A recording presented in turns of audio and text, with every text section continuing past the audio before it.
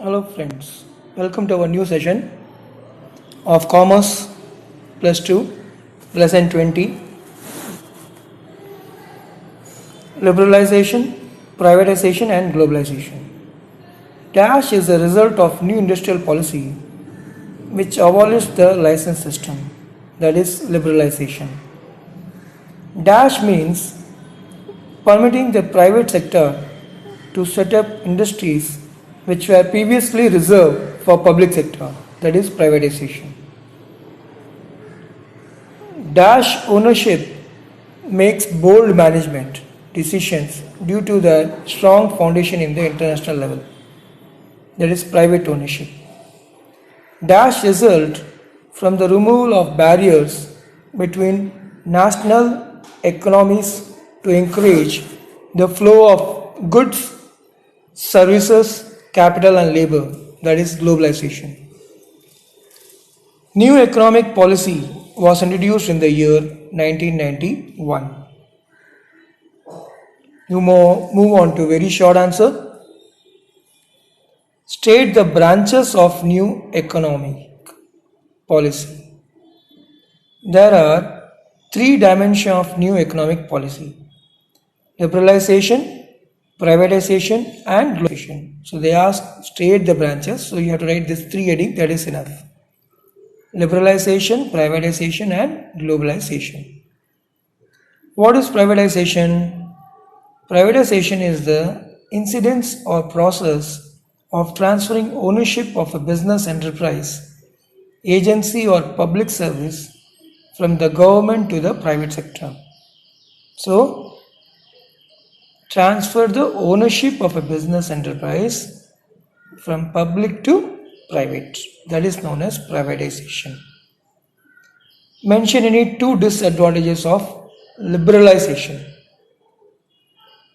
increase in unemployment, loss to domestic units, increased dependence on foreign, unbalanced development. Now move on to next question. Name the industries which are reserved for public sector: arms and ammunition, atomic energy, defense, lead, zinc and railways are come under public sector. Give any two advantages of globalization: increase in foreign collaboration, expansion of market, technological development, reduction in brain drain. So any 2 points if you write, that is also enough. Next short answer. What do you mean by liberalization? What do you mean by liberalization? Liberalization refers to law or rules being liberalized or relaxed by a government. So liberalization means the rules framed by the government. Liberalization trade policies by the government includes removal of tariff, subsidies and other restrictions on the flow of goods and services between countries. Liberalization is a result of new industrial policy which abolished the license system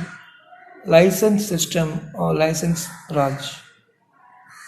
So liberalization is liberalized or relaxed by the government. What is meant by public sector unit, PSU? A state-owned enterprises in India is called public sector undertaking or public sector enterprises. Those companies are owned by a union government of India or one of the many state or territorial government or both. Move on to next question. State any three impacts on globalization. Corporation got a competitive advantage from lower operating costs and access to new raw materials and additional markets. Multinational corporations can manufacture, buy and sell goods worldwide. Globalization has led to a boom in consumer product market. So that is the impact of globalization. All over the world you can purchase and sell the products. Write a short note on new economic policy.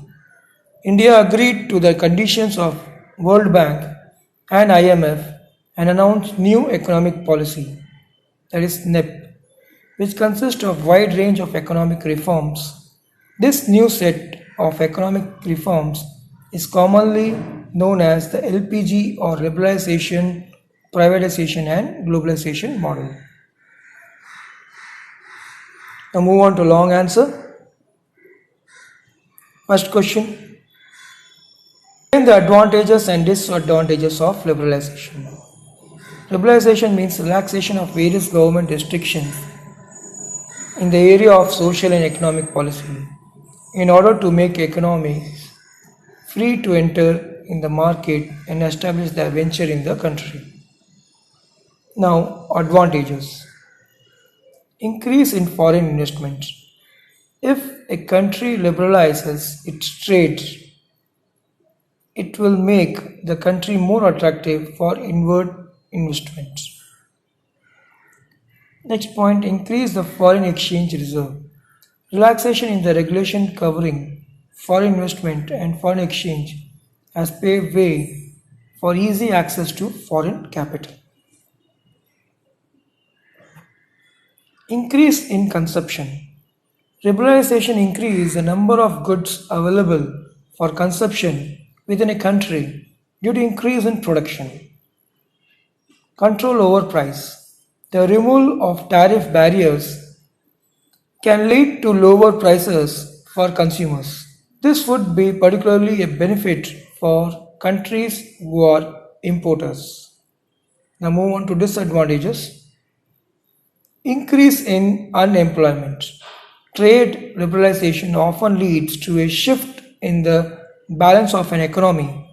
Some industries grow, some decline, therefore, there may often be structural unemployment from certain industries closing. Lost domestic units.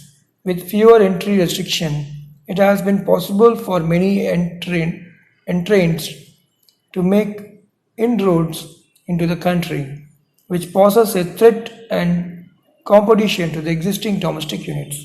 If outside countries' products are come into the Indian market, then the Indian domestic products have a problem that it will continue or not. Increased dependence on foreign nations.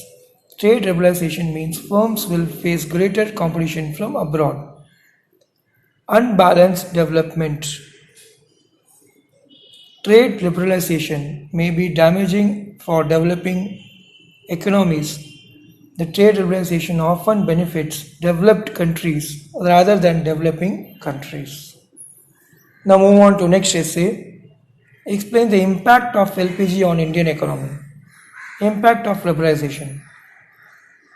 Liberalization has opened up new business opportunities abroad and increased foreign direct investment. So the foreign peoples also can invest the money into the India.